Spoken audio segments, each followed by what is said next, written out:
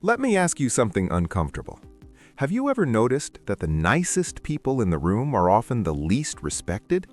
They say please, they say sorry, they smile, they avoid conflict, they try not to offend anyone, and yet they get ignored, talked over, overlooked for promotions, taken for granted in relationships.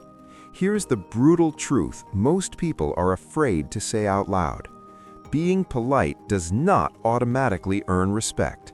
In fact, some polite habits actively destroy your reputation, silently, socially, and permanently.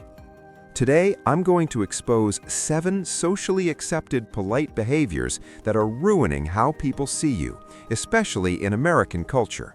If you recognize yourself in even one of these, you need to stop now. Habit number 1. Apologizing when you did nothing wrong. Let's start with the most dangerous one. Saying sorry when you're not at fault. You bump into someone, sorry. Someone interrupts you, sorry, go ahead. Someone misunderstands you, sorry, maybe I wasn't clear. Sounds polite, right? Wrong. In the American social hierarchy, excessive apologies signal low status. Psychologically, every unnecessary apology tells people 3 things. You assume blame automatically. You see yourself as the problem. You are eager to smooth tension even at your own expense. People don't consciously think this, they feel it. And once they feel it, your authority drops. High-status individuals do not apologize for existing. They apologize only when they made a clear mistake. Accountability is necessary. It strengthens their credibility. If you apologize to keep peace, people stop respecting your boundaries. Correction. Replace sorry with thanks for waiting. Let me clarify. I disagree, and here's why. Respect begins where unnecessary apologies end. Habit number 2. Always agreeing to avoid conflict. This habit destroys more reputations than failure ever will. You say yes when you mean no, you nod even when you disagree, you stay silent to avoid tension. In American culture, agreement does not equal likability. Clarity does. When you always agree, you appear undecided, you appear weak, you appear easily moldable. And the most dangerous part? People stop taking your opinions seriously, even when they ask for them.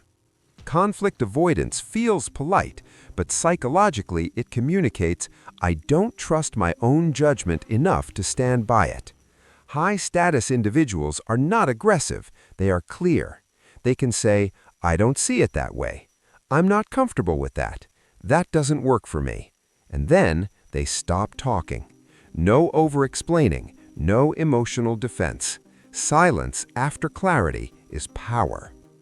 Habit number 3. Over-explaining your decisions. This one is subtle and deadly. You explain why you're busy, why you can't attend, why you chose option A instead of B, why you need time. You think explanation equals politeness, but here's the psychological reality. Over-explanation signals insecurity. When you over-explain, you're unconsciously asking for permission. High-status people explain when necessary, not to justify themselves. In the US, confidence is associated with brevity. Compare. Low status. I can't make it because I have a lot going on this week and I've been really tired lately. And high status. I won't be able to make it this week. Full stop. No defense, no apology, no story. The more you explain, the more people feel entitled to judge your decision. Habit number 4. Laughing at things that disrespect you. This habit quietly destroys self-respect, and others follow your lead.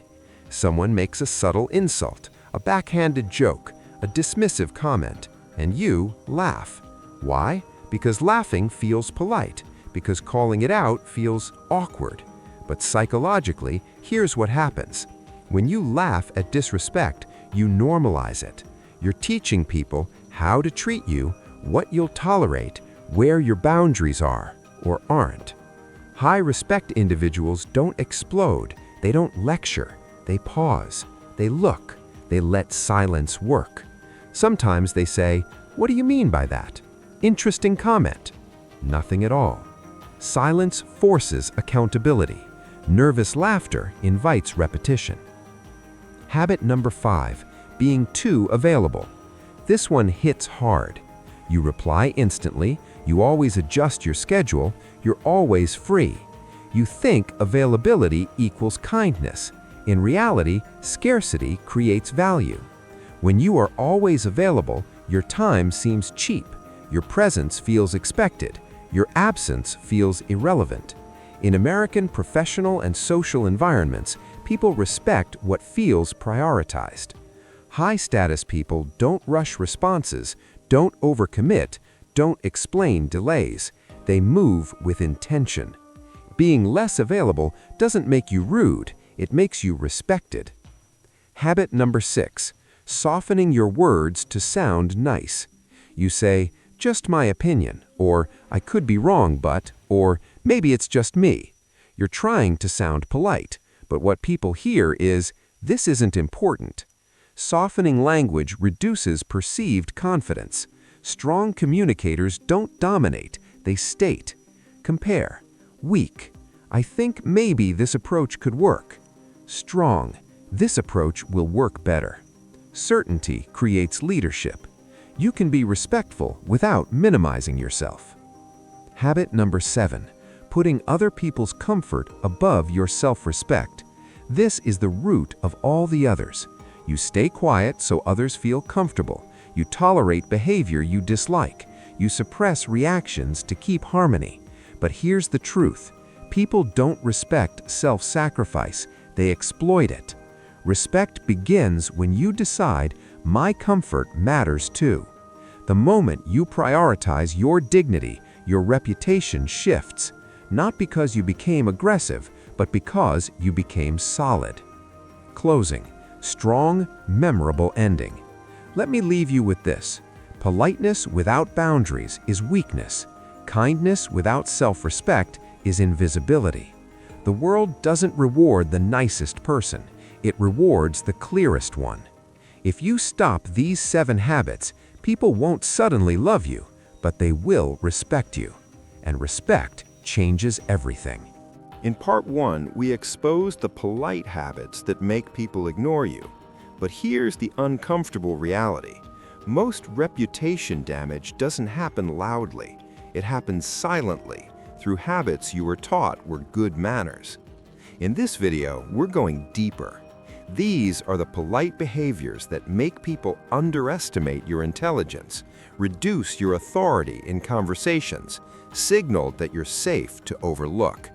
If you want respect in American social, professional, and personal life, you need to eliminate these now.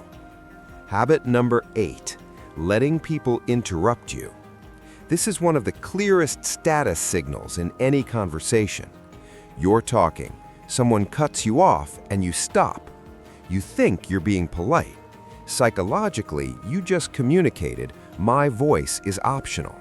High-status individuals do not compete for attention, but they also don't surrender it. They pause, they wait, then they continue exactly where they left off. Or they calmly say, "Let me finish this thought. I wasn't done." No anger, no apology. In the US, conversational dominance equals perceived competence.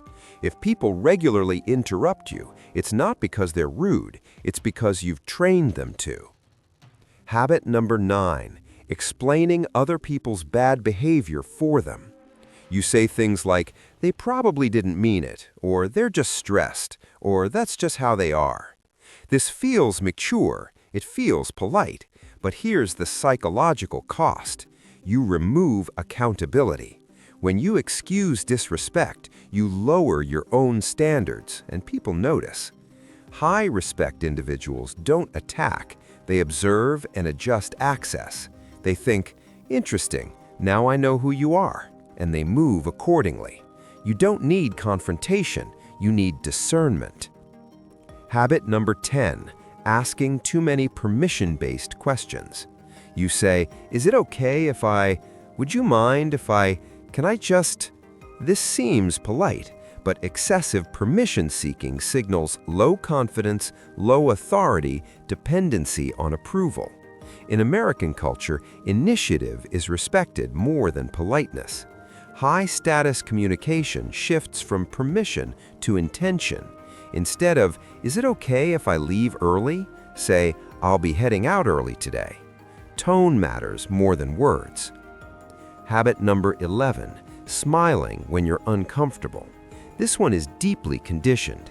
You smile during awkward moments. You smile when insulted. You smile when annoyed. Why? Because you were taught that smiling keeps things nice. But psychologically, smiling at discomfort sends this message: my boundaries are flexible. High-respect individuals allow their face to match the moment. Neutral face, calm presence, no forced friendliness. Warmth is powerful. Forced warmth is submission. Habit number 12, staying in conversations you don't want to be in. You stay because leaving feels rude. You listen even when you're disrespected. You endure boredom to avoid awkwardness. But time tolerance equals self-valuation. People who value themselves exit cleanly. They say, "I need to step away," or "Good talking to you," or "I've got to run," and they go. No explanation, no apology. Your time is your status. Habit number 13, lowering your standards to be liked. This one destroys reputations quietly. You accept late replies, half-effort, disrespectful humor, inconsistent behavior, because you don't want to seem difficult. But here's the truth. People don't respect flexibility. They respect standards. High-status individuals don't announce standards. They enforce them through behavior. Access is earned or it's removed. Habit number 14, being the nice one in every group. Every group has one, the one who always listens, never challenges, keeps peace, absorbs tension. That person is liked, but rarely respected. Why? Because respect requires contrast, it requires edge, it requires the ability to say no without guilt. Being agreeable is safe, being solid is powerful. Closing, strong identity shift. Let this sink in. Politeness is a tool, not an identity. When politeness costs you self-respect, it becomes self-erasure. The most respected people are not rude, they are clear, calm, and unmovable. If this video made you uncomfortable, good. That means you're waking up.